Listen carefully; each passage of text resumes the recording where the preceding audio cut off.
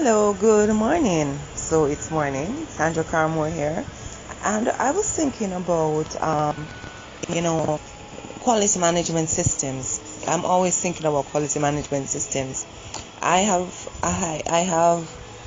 opted to interact on several different levels with companies so that I can have a feel of what their system is like. This is something that I I see the industry encouraging, and it's something that I seek to implement as much as possible, right? So every single part of a business system is to form a part of the overall detailed quality management system plan of the company. And I've been noticing that what I find is that a lot of persons work with companies, but they are not aware of the critical importance of their role, no matter what, at what level. If your role was not critical and important, it would not have been in the organizational structure. Even if it is that you're cleaning the office, it goes towards health and safety, not only for yourself but also for all of the other workers. And the human resources are the most important resource of any business. And I find that a lot of companies, even if they believe it, they don't live it. And staff becomes unhappy, and they just go through the motions, and they don't have buy-in to the mandates and goals and objectives of the company. So I've been talking a lot about quality management system, and each time I interact on a particular level with a company, I try to find the connection to the quality management system, which is the detailed plan of the system. And the detailed plan of the system is linked to the persons, the human resources, because the persons in the company are all different and diverse, and they do things differently, in the sense that we are to find the best way for each individual to perform the task, or for the overall general individuals to perform the task, so that it does not become a burden on them, which would then affect productivity and their performance. I just wanna, and the most critical, the hardest issue that we face is proper compensation and remuneration for the work done. I've been encouraging persons, that even companies that I go to for interviews, and all of the companies that I've been interacting with, to use an industry standard for the position that they are going to be paying. I use an industry standard worldwide to determine how much to pay the person, or I prefer both, to use their own lives as an example of all the needs. There are some things that we have been doing without, that we should not be doing without, and it takes a physical toll on our bodies, right?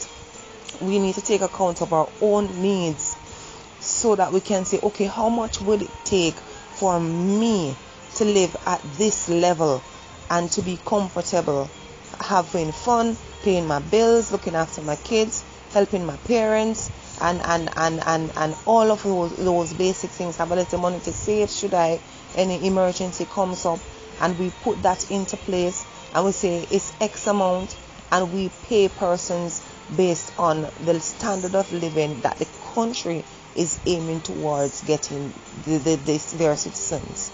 And it's a global thing. It's not only within the country that you reside, or within the first world countries, or those persons who we feel that make it.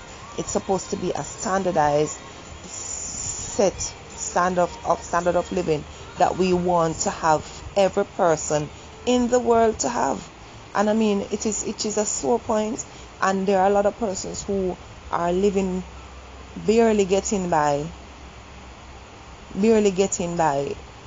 hand to mouth situation. If I lose my job within 2 months, I'll be living on the street kind of situation, and that is totally unacceptable. and and as I said, it's a global issue. So I am encouraging all companies. It is an investment within your company. See it as an investment. It is an investment within your company.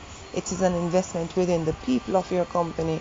And when they see that you care, then you will have lower staff turnover, which is also another critical issue that you find with that companies have. Invest in your company by building a detailed plan of all of the services and operations of the company, which we call a quality management system. This is a charge that is really the mandate of the government of the country.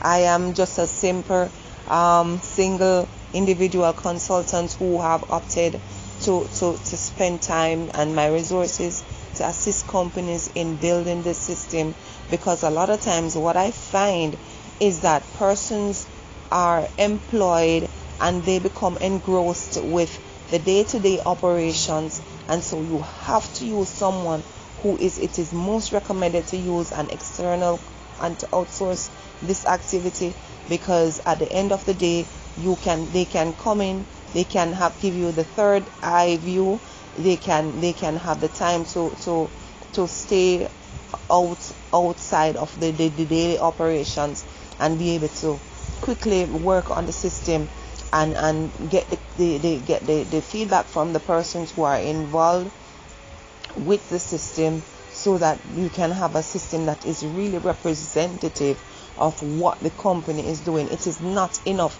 to just copy a sample off of the internet and just put your name on it and then that is it. There are samples on the internet, but this plan is supposed to be a detailed plan of what you are doing, and the emphasis is on the doing. It must be a focus on what you are doing. Focus on what you're doing. It's like your birth certificate. So a lot of companies out there, it is not enough to only do a business plan. A business plan is really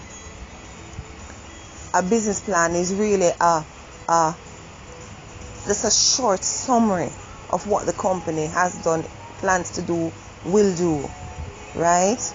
What you need is actually a detailed plan that covers every single activity that the company has to do in order to not only meet bottom line or break even, but go to the level of profit.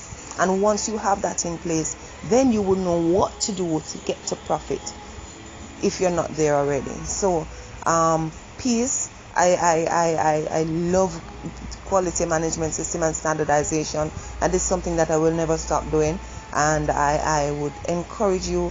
There are a myriad of companies and organizations and departments and agencies within the world, and every single one of them needs to have a detailed business plan quality management system.